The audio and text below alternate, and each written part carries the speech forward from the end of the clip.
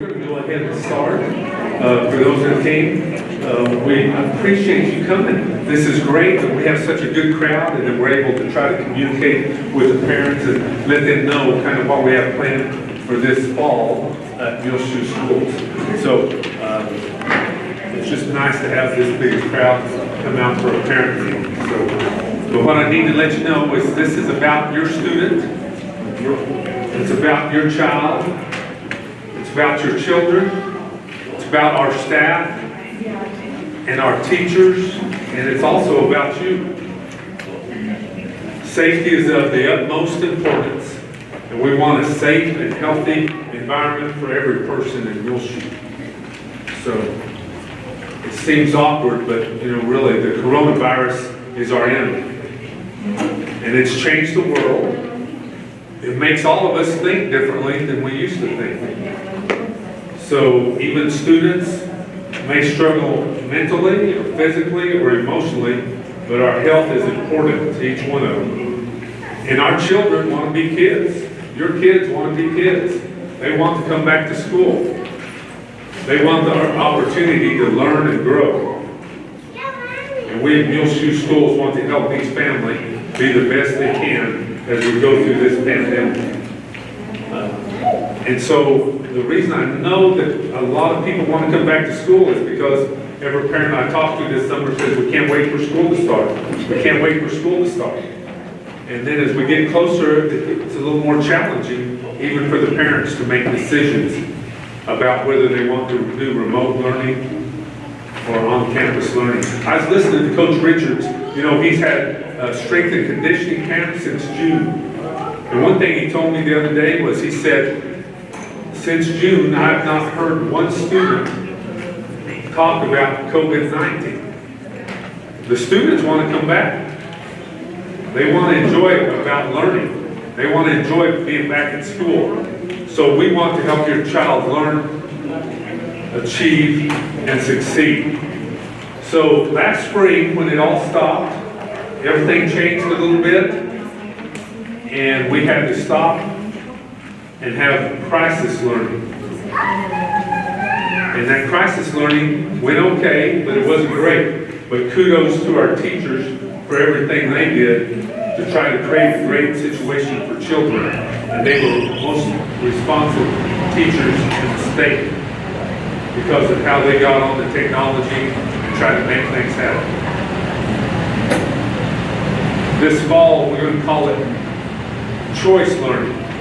In the spring, it was crisis learning. Now it's going to be choice learning because some of this is up to the families and the students to make choices. Choices to be on campus or choices to be remote.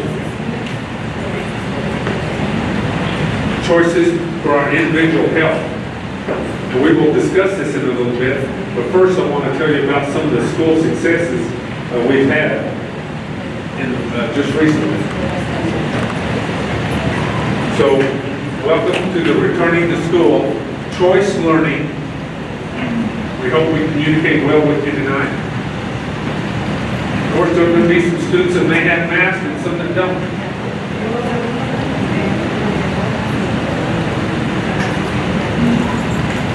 We've tried to provide information in the newspaper and on our website about school supply list and other information. We've got plenty of supplies that have come in, and so these are our guys in the maintenance shop. They're holding masks and face shields and sanitizers and cloth face shields and a whole lot of sanitizer. So we've got several pallets that came. Oh, here's a couple of models. We're modeling the face shields, how that might work. We had a lot of great things happen in the spring. We helped our staff with some different incentives. We had teachers that did well. We had students that were successful. We were tickled to death. We had some of our staff members get married in the summer. We did a lot of maintenance work all over the school district. And so you can see how clean some different places are. Some remodeling on the tiles and the floors. And here's a classroom in the high school that maybe hasn't quite got the social distancing done yet. but maybe close, but then here's an elementary classroom where there is close to 6 feet on the social distancing. The junior high hallway. Here's some different things that we did at Dillman to allow our kids to have some different opportunities. And then here's all the personal protective equipment. We had several pallet loads of personal protective equipment that came from TEA.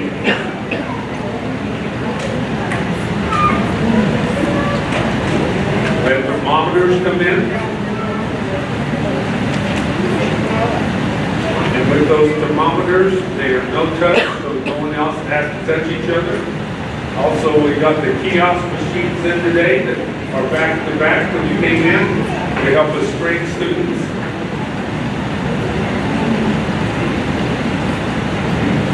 This is what Watson Junior High looked like this afternoon with social distancing and the temperature kiosk.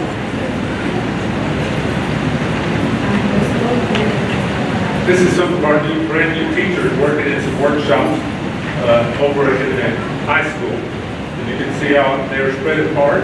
There's our tech team getting ready for all the technology that we're going to have to use to try to get things going for our kids. So we're excited about what all they've done. Kudos to the technology department. Here's some teachers just waiting in the parking lot, waiting for kids to come. Here's kids in the parking lot, ready to come on to school. So we started this kind of a draft of our summary plan July 18th.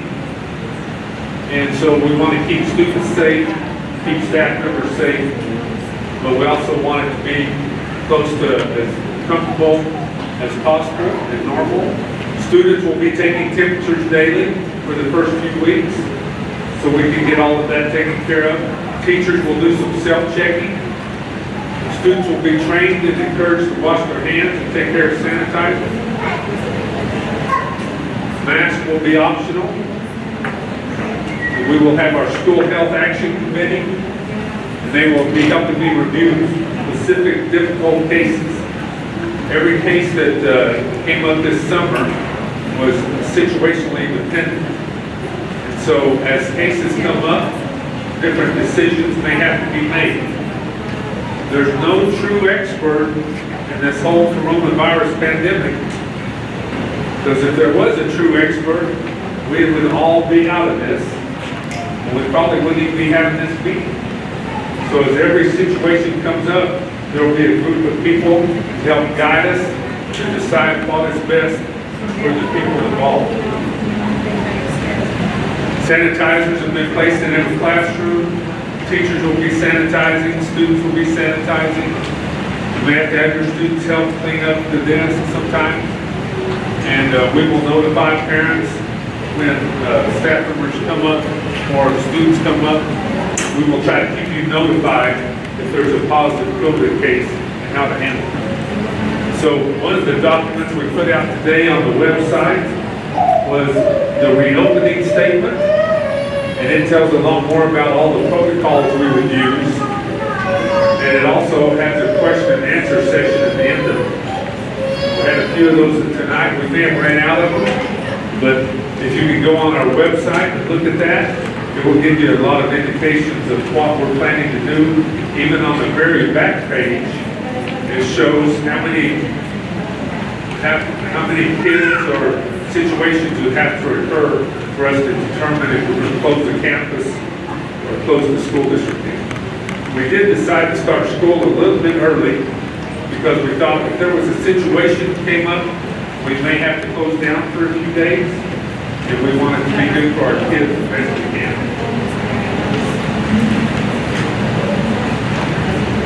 So I'm going to let Mrs. Heathington take over from here, and she's going to talk about on-campus learning and remote learning. So if you welcome Mrs. Heathington, let's give her a round of applause. We can't thank you enough for coming tonight so that we can share kind of what our plans are. And we'll of course stand for questions at the end. But the next couple of slides are going to be just to show you a little bit of the difference between on-campus learning and remote learning. A lot of the things, a lot of the expectations are the same. You'll see that 90% attendance is required. That's a state law, that your student has to be engaged and in attendance 90% of the school days. Daily tracking of attendance and grades will happen whether you're remote or on campus. So that will be the same. Your teacher is, if you're on campus, the teacher will teach all the lessons just like always. If you're learning remotely, the teacher is going to prepare all the lessons, upload those into the management system, and then you'll be responsible for making sure that the learning is taking place in your home. So that will be a difference for remote learners. Students will be expected to turn in the work. They'll be expected to do their work whether they're on campus or at home. So that won't be any different. There'll just be a different way of submitting it to your teacher, whether you're submitting it online, through email, or you're bringing it up to your teacher. 70% of mastery, just like in regular school every year, you have to master 70% of the TEKS to get credit for that grade level or that course. And that will be the same for both learners, on campus and remote. Some other things differences between on campus and remote, we'll be making sure that kids are washing their hands, they're sanitizing. We're going to try our best that they do not share supplies. Your teachers are already at work thinking about that. In a normal setting, we have a group of supplies in the middle of a table or in the middle of a group of desks, and kids share. We've taught them to share since they were how old? Now we're going to say, please don't share. We're going to reverse all that. So that's going to be hard for all of us. And so that will be a little different at school. You'll be eligible to take all offered electives on campus, which is a little different. This is more of a secondary issue than it is an elementary issue. But you do have some things at elementary, the after-school Spanish class, the after-school robotics, those kind of things you'll have to be on campus for. And we'll be reviewing those every 6 weeks and looking at the way that we're doing things and evaluate as needed. You do have to register for school, whether you're going to be a remote learner or an on-campus learner. Online registration is already open, so you're welcome to register and fill all that out online. There are those signed documents that have to be turned in. And so if you can submit those and email them in, that's fine, but we will be open for registration tomorrow starting at 10 o'clock. Santana, is that correct? Yes. Okay, 10 o'clock tomorrow. We will be open for registration at all the campuses. So come out, we'll help you with online registration. We'll have paper registration. You can register from home, but we do need those signed documents turned in. Some of the safety things that we'll be putting into place as we begin to open school.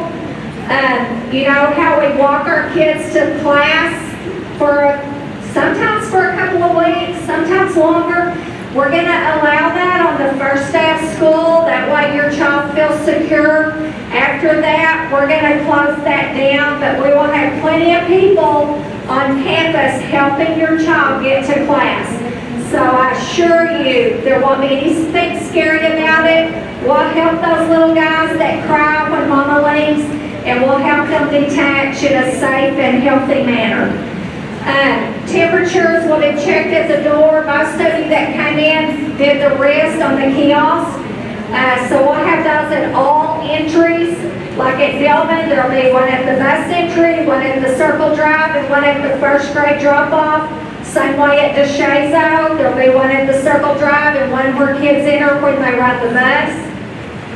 We'll be sanitizing our desks. using hand sanitizers often. Our water fountains are going to be covered. We're not going to have those open. So your child, we would love for them to bring their own water. You can bring water bottles, but we're going to send it home and let you refill it, so that we're not filling those bottles under the same faucet every day. So you might think about that as you pick up supplies. You're welcome to bring a throwaway bottle every day, however you want to manage that. Our buses are going to be sanitized after each route and more often if needed, but after every morning route and after every afternoon route, they will be sanitized. We're going to limit our visits to the campus. You'll need to have an appointment if you need to meet with the teacher. That way we can keep up with who's on campus and what day and the time that you are here. We're not going to, as we begin to open, we won't be allowing visitors for lunch until we get all of this down. And so we appreciate your flexibility as we do things a little bit different to try and honor everybody's safety and get our kids back into this environment so that they can learn.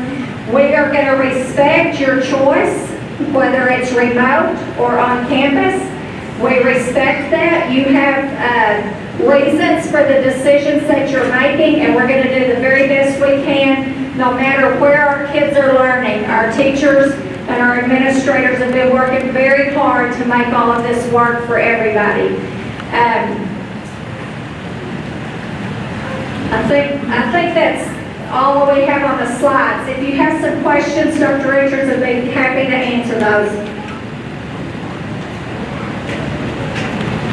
We have a mom asking if you choose remote learning, will it be a teacher giving explanation of the homework online? On some of the classes, teachers will be recorded and probably put online for the students, and the parents would watch the actual instruction. In other grade levels, there won't be. So I don't know if this is a specific grade level. The high school and junior high have a different kind of situation, but some of the elementary classes will be recorded and put online for the students to see. Not all of them, but then they will also use computer software, computer learning software that they can go online, and they have to go online every day, and the student has to show progress and that they've gone online at least once so that we can count them for attendance as possible. La pregunta era que si los cogieron aprendizaje de remoto, que si una maestra ustedes podían verla, explicar la lección. Unos sí van a grabar, los que están viendo online. Pero tienen que estar en línea con los profesores para que el alumno acabe el crédito por la conferencia y por el tiene que hacerlo todo. No todas las cosas deben ser grabadas. Okay, so the question is, how about lunchtime? And how are they sitting in the classroom? And how about recess? Okay, so lunchtime, from right now, the surveys that we have shows only a certain number of students coming to school. So we will be social distancing the best we can at each lunch period, and we will separate the students apart. One thing that we're going to have to ask your help for is, you know how kids are used to sharing their lunch meals? No more sharing. No more. So we're going to have to try to have y'all help us to make sure that our kids don't share, and we'll try to make sure that they're not sharing all of their lunches. But there will be some social distancing at lunch. Good question. In the classroom, rather than make an exact rule for all the teachers, different teachers have different kind of classes. So we have elementary music class, we've got high school band, we've got athletics, we've got PE, we've got reading, we've got math. So each teacher is going to socially distance the kids as much as possible. I do know that some teachers have already come up to the school and moved filing cabinets and moved tables and chairs so that they will have the kids socially distanced the best possible. Okay, recess. Now on recess, we don't, I'm not sure exactly how that's going to happen. I'm sure the kids will all want to play together, and we want them to have that emotional connection with other kids. But it may be a little bit harder for us to keep them all 6 feet apart during recess. So they will probably be playing with each other some and be around on the playground, but we want it to be good for the kids. If we see we have a problem, we will take care of it. Great question. Thank you, ma'am. Any other questions? Yes, ma'am. If it is enough to call on the phone and dad will ask if you want remote learning or in person learning, can they change their mind? Okay, and the question is, if you've been called on the phone, it's asked if you want remote learning or on-campus learning, can you change your mind?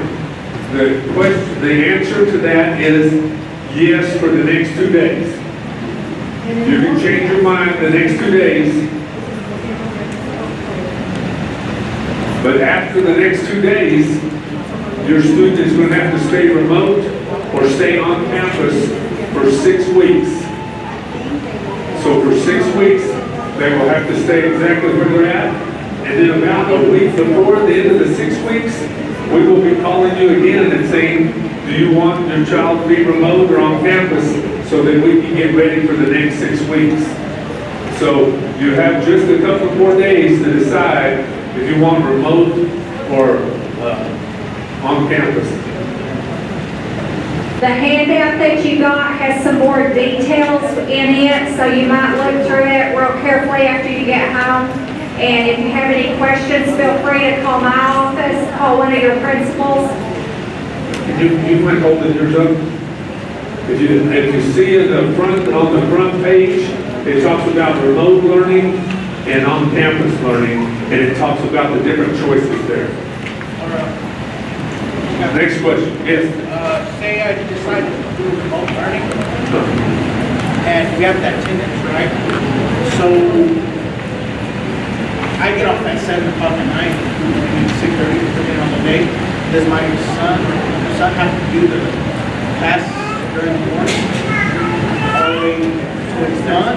Yeah, is there a certain hour before it's done?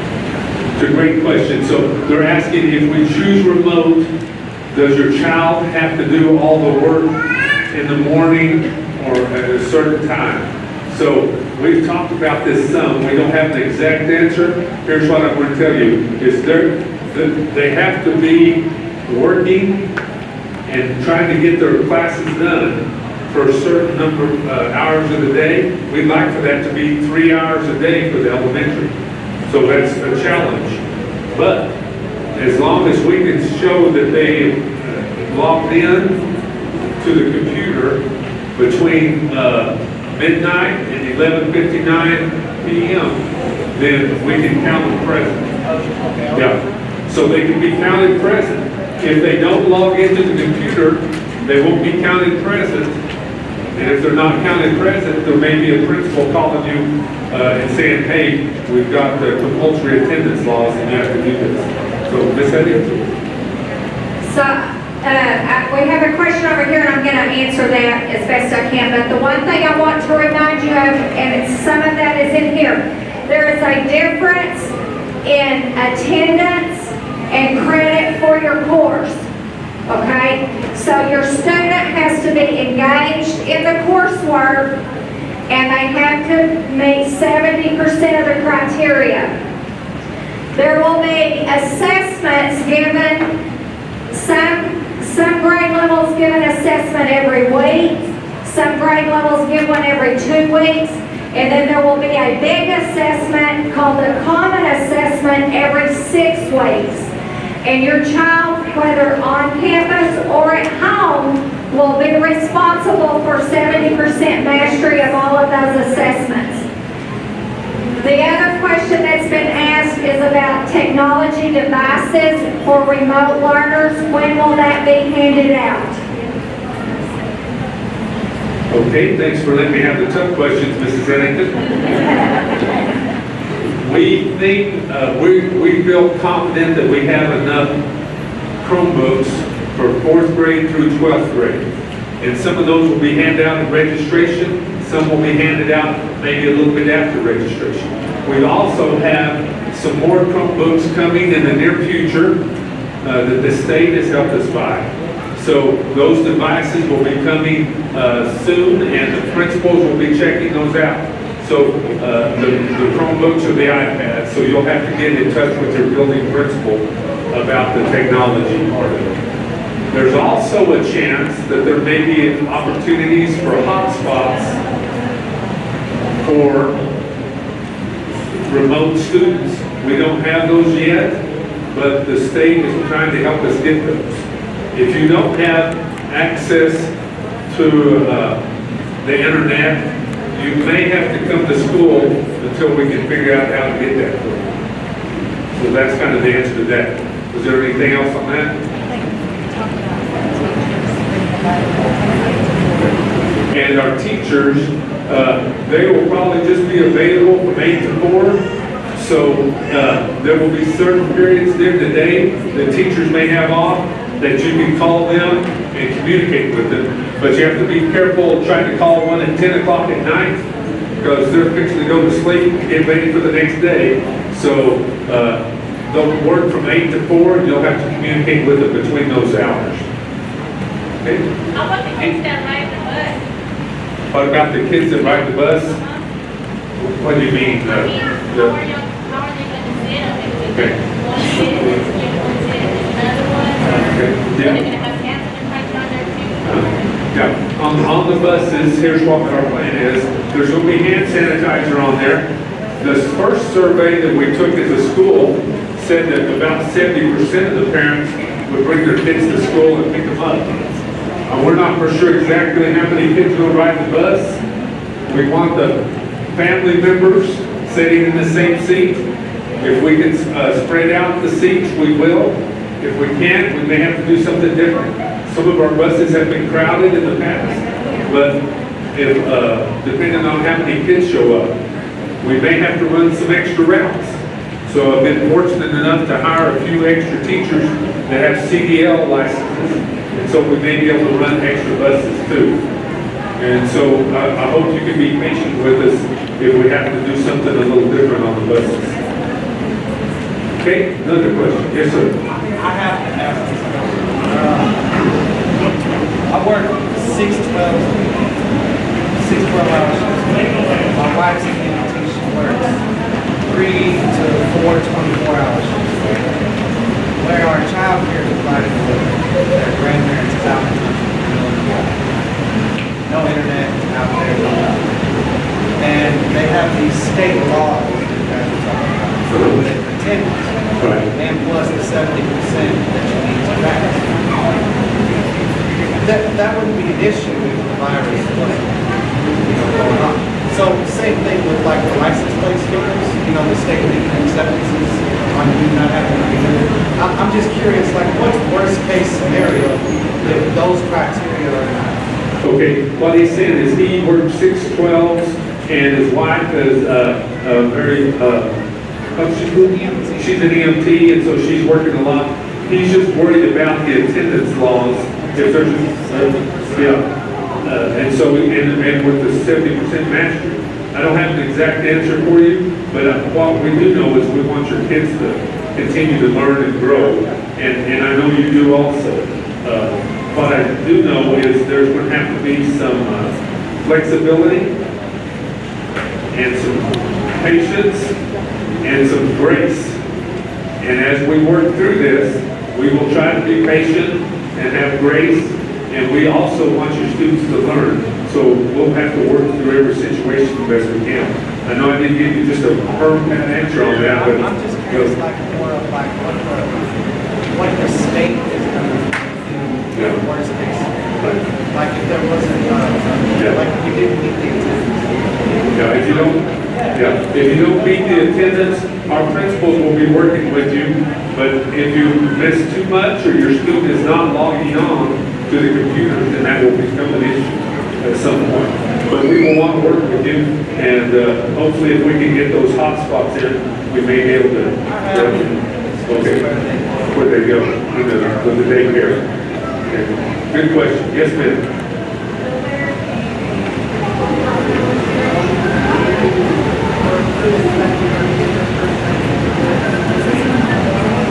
Right. Okay, so she's asking if we have pre-K, and yes, we will have pre-kindergarten this year. And she's asking about the technology for the younger kids, kindergarten, first, second, third grade, and we're planning iPads for those students. No, we're not planning a paper format at this time. No paper format at this time. You have an answer to that, Dani? It'll all be online, we'll have a learning management system. That system will, like, that is learning, next now, and various other, but there will not be a paper, activity. It will all be online. Does that kind of answer your question? And we'll get those iPads out, and then those students will be working through that different software. Thank you, Ms. Stiles. Okay, any other questions? Any other questions? They can bring their supplies. Yes, they can bring their supplies from home, and we'll be talking to the teachers about how to do that, because we're not sure, we're trying to do all the sharing that we've done in the past. Yes, ma'am? If they don't have, the student doesn't have their own face mask, will that be provided by the school? Yes, we think we have enough face masks for the students. After we give them one, we'd like them to keep it for a while, but we have some cloth ones, and we have some, they're just washable ones. And so we think we'll have enough for all the students that want one. Okay, any other questions? Yes, yes, sir. Well, why not make mask mandatory then? Then why not make mask mandatory? There's a couple of different reasons. In the governor's order, he didn't include schools. If he wanted schools to be included, I think the governor would have included that. But safety over children. For the safety, I mean, why not make it mandatory? Right. And so we're not making it mandatory because of what I just told you. And the governor's order says an open public space. And so we're an independent school district. The independent school district can make some of these decisions on their own. So we're not making it mandatory. It would also become a discipline issue. If the student's wearing it above their nose, below their nose, are they wearing it to the side too much, it can become an issue, and we think that would be a concern also. But thank you for that question. What's that? Ain't more a safety issue than a disciplinary issue. It's more safety than discipline. More safety. So if I guess our concern is, from my part is, it would be hard to suspend the student for not wearing a mask. Also, there are exceptions to that mask. And I'm in the age group that might need to wear a mask all the time. But mask will be optional. Thank you for asking them.